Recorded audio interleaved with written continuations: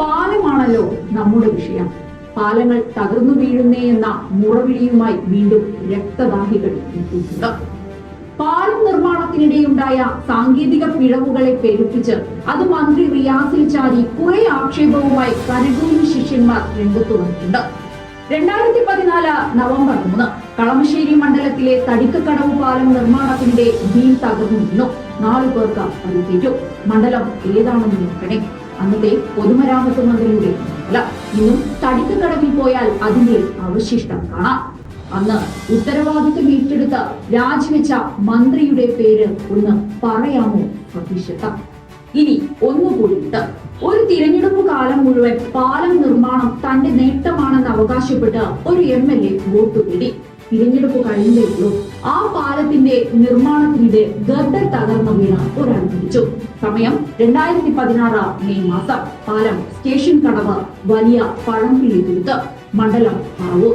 MLAയുടെ പേര് V D Satheesan.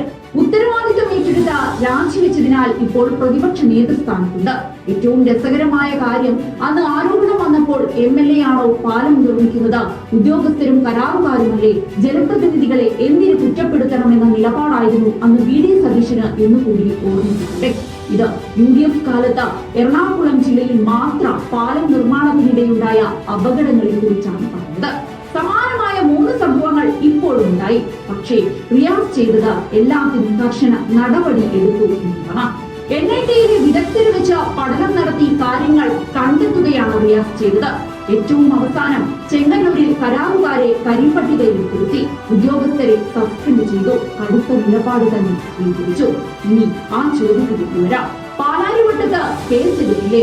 ഇപ്പോൾ എന്താ കേസ് എടുക്കാതിരുന്ന? പാലാരിവട്ടവും ഇത് രണ്ടും കാണാം. പാലാരിവട്ടം പാലത്തിന്റെ കാര്യത്തിൽ എന്താണ് നടന്നത്? സിമന്റും കമ്പിയും ഇല്ലാതെ പാലം പണിതു. ആ പാലം പൂർത്തിയാക്കി ഗതാഗതത്തിന് തുറന്നു കൊടുത്തു. ഏറെ കഴിയും മുൻപേ പാലം തകർന്നു. പൊതുമരാമത്ത് വകുപ്പ് അന്വേഷണവും നടത്തി. അതിന്റെ അടിസ്ഥാനത്തിൽ കണ്ടെത്തിയ ക്രമക്കേടിന്റെ പശ്ചാത്തലത്തിലാണ് കേസെടുത്തത്. അഴിമതിക്ക് ഇട നൽകുന്ന തെറ്റായ ഇടപെടൽ അന്നത്തെ പൊതുമരാമത്ത് മന്ത്രി നടത്തിയതിനാലല്ലേ ശ്രീ VK ഇബ്രാഹിം കുഞ്ഞിനെ പ്രതിയാക്കിയത്. പാലാരിവട്ടം പാലം നിർമ്മിക്കുന്നതിന് ടെൻഡർ വിളിക്കുമ്പോൾ മൊബിലൈസേഷൻ അഡ്വാൻസ് ഒഴിവാക്കിയാണ് ടെൻഡർ വിളിച്ചത്. ആ ടെൻഡർ കണ്ടീഷൻ അനുസരിച്ചാണ് നിർമ്മാണ കരാർ ഒപ്പുവെച്ചത്. പിന്നെ മൊബിലൈസേഷൻ അഡ്വാൻസ് നൽകാൻ പൊതുമരാമത്ത് വകുപ്പ് തീരുമാനിച്ചു. 8.25 കോടി രൂപയാണ് സ്വകാര്യ കമ്പനിക്ക് മൊബിലൈസേഷൻ അഡ്വാൻസായി നൽകിയത്. ടെൻഡർ കണ്ടീഷനിൽ ഇല്ല, ഭരണാനുമതി ഉത്തരവില്ല. പിന്നെ ഏത് സാഹചര്യത്തിലാണ് മൊബിലൈസേഷൻ അഡ്വാൻസ് അവിഹിതമായി നൽകിയത്?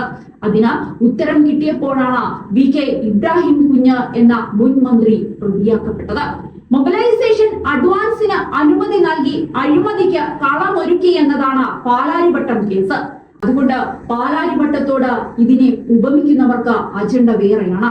റിയാസിനെ ചാരി ലീഗിനെ അടിക്കുന്ന പണിയാണ് വി ഡി സതീശനും കൂട്ടരും എടുക്കുന്നത്.